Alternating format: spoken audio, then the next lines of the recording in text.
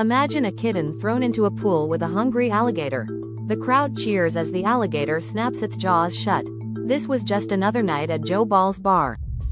Joe Ball, a handsome man with a whiskey bottle in one hand and binoculars in the other, stands on a Texas beach. He looks like a party boy, but his eyes tell a different story. Joe Ball was more than just a bootlegger and gambler.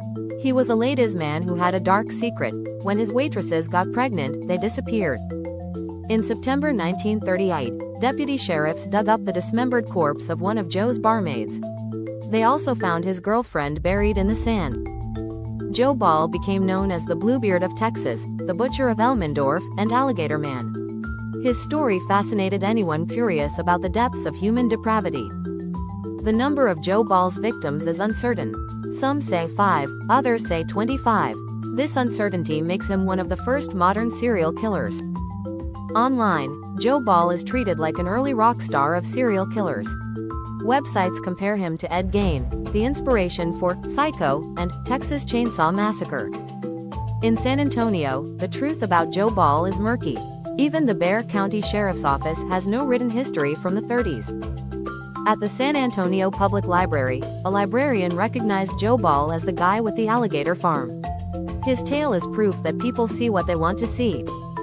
Elmendorf, Texas, is a small town with a population of 664. It's easy to miss if you're heading south on US 181. The town has a troubled history, including a reputation as a speed trap and political scandals. Joe Ball's brother was its first mayor.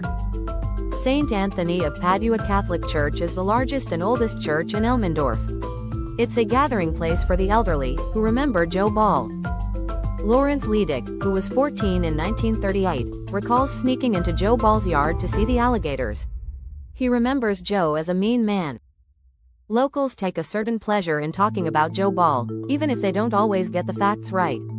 Some believe he fed his waitresses to the alligators.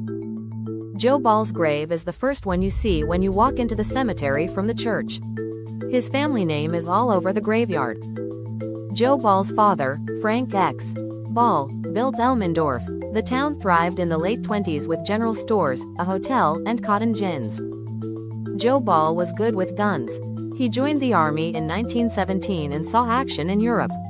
He returned to Elmendorf in 1919. During Prohibition, Joe Ball became a bootlegger, selling whiskey out of a 50-gallon barrel. He was dangerous and had a young black handyman named Clifton Wheeler. After Prohibition, Joe opened a tavern with a bar, a player piano, and a room for card games. He also had a pool with alligators behind the tavern. Joe Ball hired women to wait tables. Some stayed, and some disappeared. The alligators became part of the legend. Hazel Brown, known as Shatsy, was one of Joe's waitresses. She was young and popular with the customers. Joe fell in love with her. Before Shatsy, there was Big Minnie, a bossy woman who ran the bar with Joe.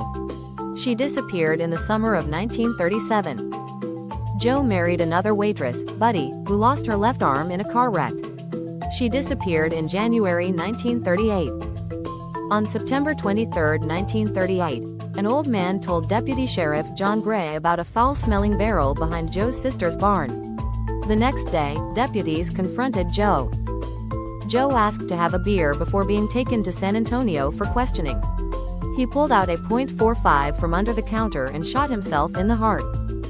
Investigators found an axe matted with blood and hair. They theorized that Joe had killed and mutilated his victims and fed them to the alligators. Clifton Wheeler revealed that Joe had killed Shatsy and buried her near the San Antonio River. He also confessed to helping dismember her body. Wheeler also told how Joe had killed Big Minnie on a beach near Corpus Christi. They buried her in the sand and returned to Elmendorf. Police found letters and a scrapbook with photos of dozens of women. They suspected Joe had killed more than just Shatsy and Big Minnie. The alligators were sent to the San Antonio Zoo, and Wheeler received 2 years in jail as an accessory. Joe Ball's legend continued to grow. Buddy tried to set the record straight in a 1957 interview, saying Joe never fed people to the alligators. But the legend was too strong to die. Joe Ball's story is a dark chapter in Texas history. It shows how myths can grow and how the truth can be stranger than fiction. Joe Ball. The Alligator Man, a tale you won't forget.